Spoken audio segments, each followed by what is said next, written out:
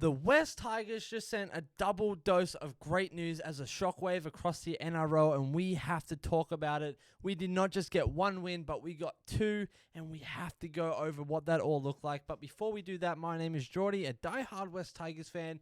Make sure you smash that like and subscribe button and get into what we're doing here.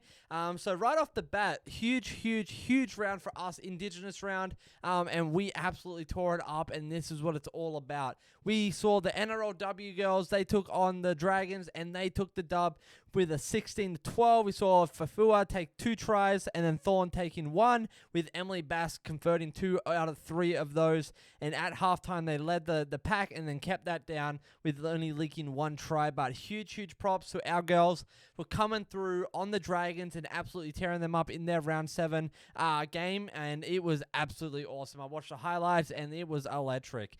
Then we jumped to our lads, and our lads actually literally tore it up last night. We saw a 26-12 win over the Manly Sea Eagles, which was crazy. I knew we had it in us, but the way that it happened, it wasn't pretty. It was honestly very simple. At times, I was like, what are we watching? Did we just give the game away? And throughout this week, we're going to be breaking down the game and what that actually looks like going forward with the Cowboys. We have some special guests coming on the show, both fan, but also some professionals and some other podcasts, so make sure you tune in for that.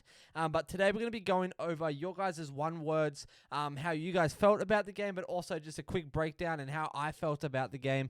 So let's get into it. We saw Adam Dewey going over the first for the first try at the 10-minute mark. My wife caught it. He was an absolute unit and would get that first try. Jarrell Skelton, Sanua Taruva, and then Taylor May, which Benji Marshall did quote that we want to keep him around for a few more years, and that to me is super promising. And I mean, kind of the writing's on the wall there. I think we will see past the training trial, and we'll have him on for at least 3 or 4 more years. Then Adam Dewey converted all 4 kicks, which is huge and very beneficial for us. Adam Dewey also took a penalty goal, which put us ahead of 2 as well. And now, when we're talking Adam Dewey, he was the guy that, against the Doggies, we saw lead the pack, lead us to that win, and ultimately re-signed and to be a halfback or to be a 5'8", what that may look like, and he's absolutely tearing it up. His try that came out of that close, that 10 to 20 meter mark where he made that little dart, he had that big physicality that he needed to get through that defender, but he also had that flair with that step and getting through that gap. That's what you want in a halfback. And now I love Heath Mason, I love Latu Fainu, but I just don't feel like they're there yet. And so to have Adam Dewey on a re-sign and to have him ready to keep going and, to do this and be wholehearted in it. And like Benji said in his post-presser, like, this is why we re-signed him. He knows what he wants to do, and he knows what his role is. Like, that is honestly what we want in our halfback. And so to pair him with Jerome Luai, this is absolutely lethal. Super pumped on that. So just looking over team stats real quickly, we all know that the game definitely can sometimes look a little different to what it says on paper in terms of how we actually got these numbers. But overall, super pumped with our boys and the effort and grit that they showed. And I love what Benji also says again in his post-game presser. Like, the interviewer asked, what is the team style? Because Benji said, we are finding our team style. I think we found it. It's grit, it's intensity, it's that hard attacking play of the ball with great defense. And we honestly saw that last night. We saw a very high completion rate in terms of, comparison to Manly with a 77% completion, where they was only at 66%.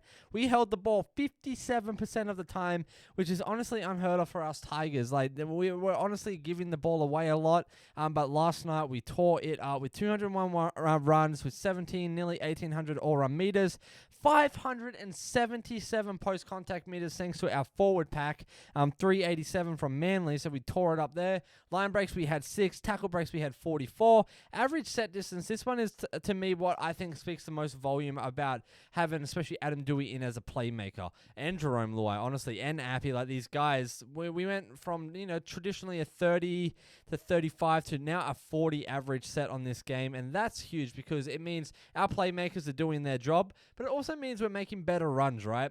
We're completing more sets, we're getting through defensive lines, we're making line breaks, offload, second phase plays, all of that, or we're making, getting our forward pack through and getting those post-contact meters. So that's a huge testament to just the work ethic that we are bringing, especially this season, but also into next.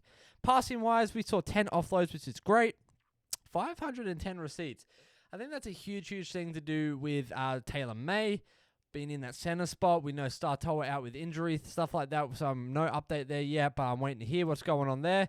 I'm guessing he's going to be out for either 2-3 weeks or the remainder of the season. I'm guessing that's what's going to be the case. But then also just our 5'8", our halfbacks, Rem Luai, but also Adam Dewey, for them just always passing that ball, looking to make those plays, but also running it when they need to. So 300 total passes, 13 of those were dummies, where theirs is 22, so they were trying to play the stupid game in terms of trying to make us look stupid.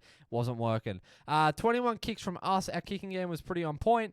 We had 576 kick meters, which is great. We got to learn how to play better kick game. We know that Manly has a great kick game, especially their bombs. We saw 5 bombs. We had 7 grubbers. So it's like, how can we change it up to be less low ground, more high ground, higher, kicking stuff? Because I think that is a huge area of growth for us as we go into next year. And I think having Adam Dewey in, and we saw that with Latu Fainu as well. He knows how to kick that ball. So having those 2 guys in and Api Korosai is going to be absolutely a unit.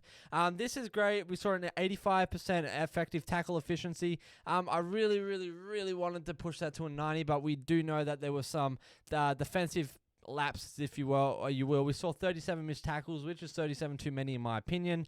13 ineffective, but we did make 286 tackles. So there were a lot of room for improvement there. Like I said, it wasn't a crisp game of great flashy plays and all of that. It was more of a simple, kind of rough around the edges but gritty game, and I love that. Honestly, I think that's the Tigers. Our errors, we had 11, they had 16. Again, 11 too many, but honestly, we had less than they did, and that to me is a huge win. 7 penalties conceded, 2 ruck infringements, 1 inside 10 meter.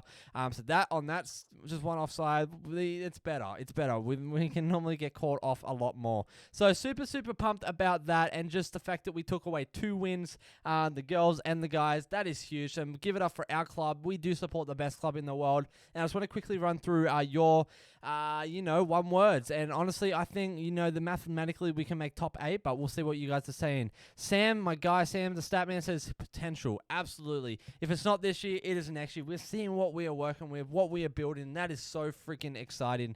Nick says great win, Tigers. You bloody know, Nick. It was a great win.